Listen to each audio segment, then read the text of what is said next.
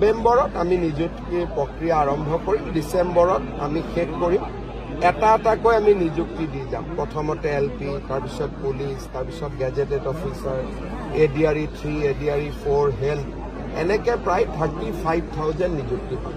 নিযুক্তিৰ মই 2 এদিনতে ডেটবিলাক ঘোষণা কৰি দিম। আমাৰ ৰেণ্ডমাইজেশ্যন বুলি কয়, ৰেণ্ডমাইজেশ্যনৰ কাম চলি আছে। তাৰ পৰা পোষ্টিঙৰ কাম চলিব। প্ৰায় 10-15 দিনৰ এটা প্ৰক্ৰিয়া আছে। নৱেম্বৰ অক্টোবৰ মাহটো আমি কোনো কাম কৰিব পৰা নাই। সকলোৰে আপোনালোক সকলোৱে জানে পৰিৱেশ। নৱেম্বৰত আমি নিযুক্তিৰ প্ৰক্ৰিয়া আৰম্ভ কৰিম, ডিচেম্বৰত আমি শেষ কৰিম। এটা এটাকৈ আমি নিযুক্তি দি যাম। প্ৰথমতে LP, তাৰপিছত পুলিচ, তাৰপিছত gazetted officer, ADRE 3, ADRE 4, health, এনেকৈ প্ৰায় 35,000 নিযুক্তি পাব। অহা 5 তাৰিখৰ পৰা ৰাস মহোৎসৱ আৰম্ভ হ'ব গোটেই ৰাজ্যখনত। আমি যেনেকৈ দুৰ্গা পূজাৰ সহায় কৰোঁ, বিহুক সহায় কৰোঁ, তেনেকৈ এইবাৰ কেবিনেটে 2068খন ৰাস সমিতিক 25,000 টকাকৈ ৰাস উৎসৱ অনুষ্ঠিত কৰিবলৈ এককালীন সাহায্য মঞ্জুৰি কৰিছে। আৰু মাজুলীৰ যি 67 ৰাস আছে, মাজুলীৰ ৰাস সমিতিসমূহক আমি 50,000 টকাকৈ দিবৰ বাবে সিদ্ধান্ত গ্ৰহণ কৰিছোঁ। মাজুলীৰ 67খন ৰাসে 50,000কৈ টকা পাব আৰু ৰাজ্যখনৰ 2068খন ৰাসে 25,000 টকা কৰি তেওঁলোকে আমাৰ এককালীন সাহায্য লাভ কৰিব। 5 তাৰিখে যেনেকৈ ৰাস মহোৎসৱ অনুষ্ঠিত হ'ব, 5 তাৰিখৰ দিনটো ভাৰতৰত্ন ভূপেন হাজৰিকাৰো মৃত্যু দিৱস। জন্ম শতবাৰ্ষিকীৰ মাজতে এইবাৰ 5 নৱেম্বৰত ভূপেন হাজৰিকা দেৱৰ মৃত্যু তিথি বা তিৰুভাৱ তিথি উদযাপন কৰা হ'ব। প্ৰতিখন জিলা সদৰতে 5,000তকৈও অধিক লোক সমবেত হৈ মানুহে মানুহৰ বাবে গানটো পৰিৱেশন কৰিব। আৰু ৰাজ্য চৰকাৰে আনুষ্ঠানিকভাৱে তেখেতৰ সমাধি সমন্বয় তীৰ্থত ভূপেন হাজৰিকাৰ মৃত্যু দিৱস পালন কৰিব। এইটো আজি কেবিনেটে সিদ্ধান্ত গ্ৰহণ কৰে। কেবিনেটে আৰু এটা সিদ্ধান্ত গ্ৰহণ কৰিছে। আপোনালোকে জানে যে আমাৰ অসমত কোনো চিনেমাৰ টেক্স, এণ্টাৰটেইনমেণ্ট টেক্স নাই। কিন্তু ভাৰত চৰকাৰে চিনেমা টিকেটৰ বিনিময়ত এটা GST কালেকশ্যন কৰে। যদি 100 টকাতকৈ ওপৰত টিকেটৰ দাম হয়, GST 18% লয়, আৰু 100 টকাতকৈ যদি টিকেটৰ দাম কম হয়, GST 5 টকা লয়, 5% লয়। কিন্তু ইয়াক কালেক্ট কৰে চেণ্ট্ৰেল গভৰ্ণমেণ্টে আৰু এমাহৰ পিছত আমাৰ বাবে আধা ঘূৰাই দিয়ে, আধা চেণ্ট্ৰেল গভৰ্ণমেণ্টে ৰাখে। তাৰমানে 18% যদি GST লয়, তাৰ 9% ৰাজ্য চৰকাৰে পায়। 5% যদি GST লয়, তাৰ 2.5% ৰাজ্য চৰকাৰে লাভ কৰে।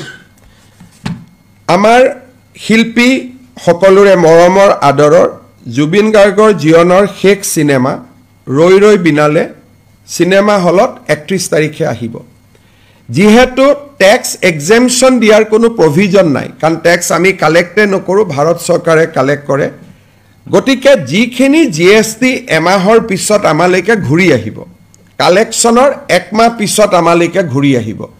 এই টকাটো আমি কি কৰিম তাৰ বিষয়ে আমি কেবিনেটত আলোচনা কৰিছিলোঁ।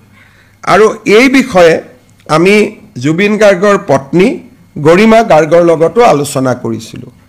আলোচনাৰ শেষত বিশেষকৈ গৰিমা গাৰ্গৰ পৰামৰ্শ অনুসৰি এই GSTটো আমি কলাগুৰু আৰ্টিষ্ট ফাউণ্ডেশ্যনক উভতাই দিম। কলাগুৰু আৰ্টিষ্ট ফাউণ্ডেশ্যন কি? ই জুবিন গাৰ্গে প্ৰতিষ্ঠা কৰিছিল আৰু ইয়াৰ ফাউণ্ডাৰ আছিলে জুবিন গাৰ্গ। আৰু জুবিন গাৰ্গে কিয় প্ৰতিষ্ঠা কৰিছিল?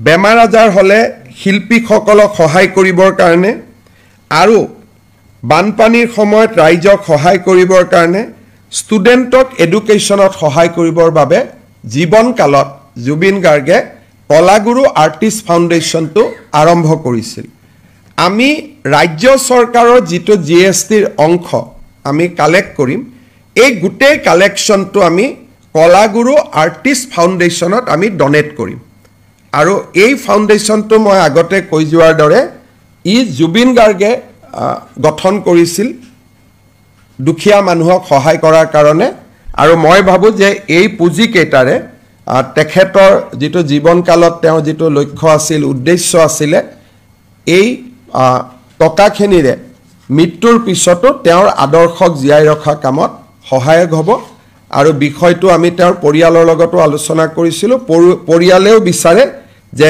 এই পুঁজিটো আমি জুবিন গাৰ্গক সন্মান কৰি কলাগুৰু আৰ্টিষ্ট ফাউণ্ডেশ্যনত দিব লাগে আৰু কেবিনেটে আজি তাক অনুমোদন জনায় আৰু মই লগতে এইটো জনাইছোঁ যে অসমত আমি কোনো এণ্টাৰটেইনমেণ্ট টেক্স কালেকশ্যনে নকৰোঁ বিভিন্ন ৰাজ্যই কৰে কিন্তু অসমত আমি এণ্টাৰটেইনমেণ্ট বা আমোদ কৰ আমি ৰাইজৰ পৰা নলওঁৱেই গতিকে তাক ৰেহাই দিয়াৰ কথাও নাই যিহেতু আমি নিজে নলওঁৱে এইটোৰ টেক্সি জিৰ' গতিকে আজি কেবিনেটত এই গুৰুত্বপূৰ্ণ সিদ্ধান্তটো গ্ৰহণ কৰা হয় যদি আপোনালোকৰ কিবা সুধিব আছে সুধিব পাৰে